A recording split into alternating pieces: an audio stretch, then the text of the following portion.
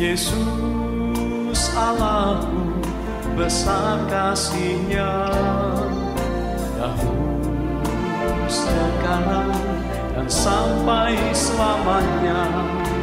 Kasih-Nya tak pernah berubah. Shalom, selamat pagi Bapak Ibu sekalian. Sebelum kita membaca dan merenungkan firman Tuhan, mari kita berdoa. Ya Tuhan, kami sangat bersyukur untuk kasih dan pemeliharaan Tuhan di dalam kehidupan kami. Terangilah dengan Roh Kudus Tuhan, agar kami mendapat pencerahan daripada pembacaan dan perenungan pada pagi hari ini. Dalam Kristus Yesus kami berdoa. Amin. Saudara, topik kita hari ini yaitu bukti ketuhanan Yesus. Pembacaannya dari Lukas 9 ayat 37 sampai 43. Tapi izinkan saya hanya membaca 2 ayat saja, yaitu ayat 42 dan ayat 43. Dan ketika anak itu mendekati Yesus, setan itu membantingnya ke tanah dan menggoncang-goncangnya. Tetapi Yesus menegur roh jahat itu dengan keras dan menyembuhkan anak itu, lalu mengembalikan kepada ayahnya. Maka takjublah semua orang itu karena kebesaran Tuhan. Saudara, banyak orang di dunia ini menyangka bahwa Yesus Kristus hanya seorang yang saleh dan tokoh agama saja. Iya, itu benar, tetapi sekaligus juga salah.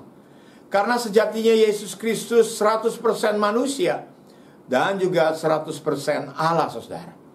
Dia adalah pencipta yang menjelma menjadi manusia untuk melawat, menolong, dan menebus manusia yang berdosa. Ya, bukti ketuhanan Yesus terlihat di dalam nats kita hari ini. Ceritanya adalah kisahnya ada seorang ayah minta tolong kepada Yesus karena anaknya dirasuk roh jahat. Roh jahat itu menggoncang-goncang dan membanting anak itu ke tanah. Bahkan di ayat 39 ada informasi, mulut anak itu sampai berbusa seperti epilepsi, saudara. Oh, begitu jahatnya setan itu. Membuat anak itu tersiksa dan menderita. Karena itu janganlah sekali-sekali bermain-main dengan kuasa kegelapan dan iming-iming yang ditawarkan oleh iblis kepada kedagingan kita, saudara. Di dalam situasi ini, Yesus menegur roh jahat itu dengan keras dan akhirnya menyembuhkan anak itu, lalu mengembalikan anak itu kepada ayahnya. Puji Tuhan. Saudara, dari bagian firman Tuhan ini apa yang dapat kita pelajari?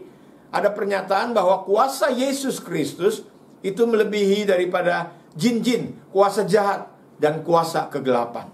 Oh, di dalam Injil, Yesus tidak hanya satu kali mengalahkan menegur roh jahat seperti demikian, melainkan dia berulang-ulang mengenyahkan, mengalahkan kuasa jahat dari hadapannya. Lagi-lagi ini membuktikan ketuhanan Yesus yang berkuasa mengalahkan roh-roh jahat. Yesus Kristus bukan hanya dapat mengalahkan kuasa kegelapan saja, tetapi ia adalah pencipta yang mempunyai kuasa yang sangat dahsyat. Hal ini juga dikatakan di ayat 43, maka takjublah semua orang itu karena kebesaran Allah. Puji Tuhan. Di sini kita melihat kesetaraan Yesus dan Allah. Kuasanya setara dengan kuasa kebesaran Allah. Kalau bukan Tuhan, siapa lagi yang dapat melakukan dan mengalahkan kuasa kegelapan tersebut? Saudara, bukan saja mengalahkan kuasa kegelapan, tetapi dia juga dapat mengampuni dosa manusia. Bukankah kita tahu Yesus pernah berkata kepada orang lumpuh, "Hai saudara, dosamu sudah diampuni." Sampai ahli Taurat komplain dan marah-marah. Saudara, siapa yang dapat mengampuni dosa manusia selain Allah sendiri? Luar biasa, kuasanya dahsyat. Bahkan Yesus berkata, "Akulah kebangkitan dan hidup. Barang siapa yang percaya kepadaku, ia akan hidup walaupun ia sudah mati." Puji Tuhan, saudara. Saudara, maukah engkau datang dan membuka hati kepadanya? Terimalah roh dan kuasa Tuhan dalam hidupmu. Kuasanya dapat menaklukkan roh-roh jahat, mengampuni dan menghapus dosa-dosa kita, Bahkan Yesus Kristus sanggup mengalahkan si maut. Firman Tuhan berkata, "Hai maut, di manakah kemenanganmu? Hai maut, di mana sengatmu?"